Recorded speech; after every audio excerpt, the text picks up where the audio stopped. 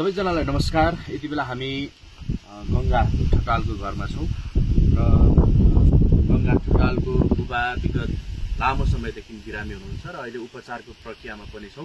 उपचार गर्नको लागि पनि धेरै जनाले सहयोग गर्नुभएको छ। सहयोग गर्नुहुने सबै सहयोगीदाताहरूलाई धेरै भन्दा धेरै धन्यवाद। सिन्धुली अपाङ्ग महिला संघबाट चाहिँ केही हदसम्म राहत होस्, यो सुतेर बसिरहनुको पीडा जति हामीले महसुस गर्छौं त्यो भन्दा बढी उहाँले भोग्नु भएको छ र त्यो भोगेको हिसाबले पनि प्रत्यक्ष चिन्जानको हिसाबले पनि र आम सिन्धुली जिल्ला व्यापी रूपमा भएका अपाङ्गहरूलाई सहयोग गर्दै गर्ने क्रममा चाहिँ आज गंगाको बुवालाई हामी यो व्हीलचेयर हस्तान्तरण गर्न लागिरहेका छौं र हस्तान्तरण गर्नको लागि हाम्रो अपाङ्ग कल्याण महिला संघका अध्यक्ष आदरणीय दिपा देवकोटा, कोषाध्यक्षज्यू, सचिवज्यू लगायतको टिम आउनु भएको छ र हामी अब उहाँलाई हस्तान्तरण गर्छौं उहाँहरूको हातबाट र उहाँ राख्नेछौं र उहाँहरूले पनि आफ्नो केही कुराहरू राखिदिनुहुनेछ।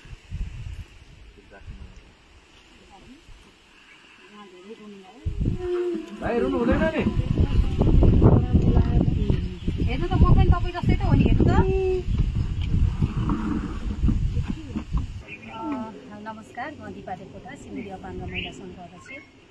आज चाहिँ हामीले हाम्रो कलाघरको बहिनी गंगा ठटाल बहिनीको चाहिँ बुवा चाहिँ अपाङ्गता हुनुहुन्छ। उहाँ चाहिँ धेरै समयदेखि चाहिँ दुर्घटनामा परेर चाहिँ खलामै हुनुहुन्छ, कतै पनि उठेर आउजात गर्न सक्नुहुन्न भने चाहिँ कलाघरको पेजहरूबाट पनि उहाँको चाहिँ विभिन्न प्रचार प्रसारहरू चाहिँ देखिरहेको हामीले र कलाघरसँग सँगै जोडिएर चाहिँ हामीले विभिन्न कार्यक्रमहरू गरिरहँदाखेरि चाहिँ उहाँको बारेमा थाहा पाएका थियौँ र उहाँलाई चाहिँ व्हीलचेयर आवश्यक छ, व्हीलचेयर भयो भने चाहिँ केही हदसम्म सजिलो हुन्छ भनेर चाहिँ हामीलाई सुमनजीले बारम्बार भनिरहनु भएको थियो।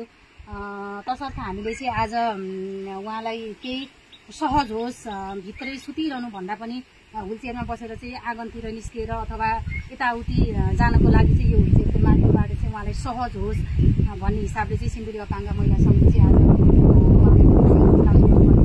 हामीले चाहिँ उहाँलाई सहज होस् टोयलेट गराउनको लागि भनेर कम्बोर्ड चेयर पनि हस्तान्तरण गरेका छौँ।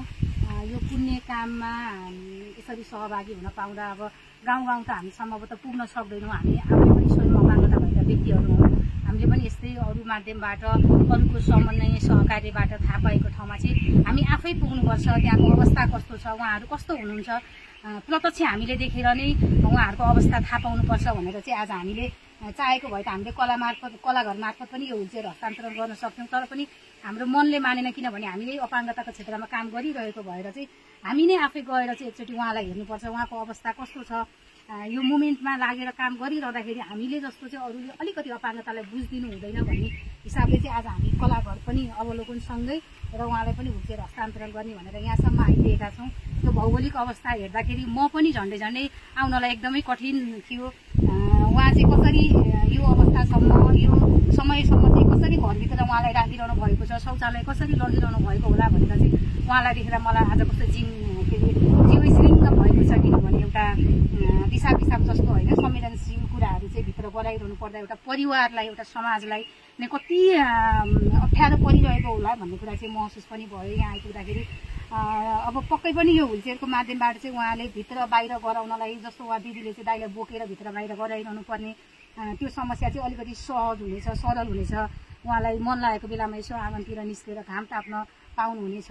पक्कै पनि हामीले भोलिका दिनमा पनि यति मात्र नभइकन भोलिका दिनमा उहाँलाई अझै पनि उहाँको सहजताका लागि केही कार्यहरू पक्कै पनि गर्नेछौँ भन्दै यो पुण्य काममा हामीलाई जोड दिनु भएकोमा कलाघरलाई एकदमै धेरै धेरै धन्यवाद दिन चाहन्छु।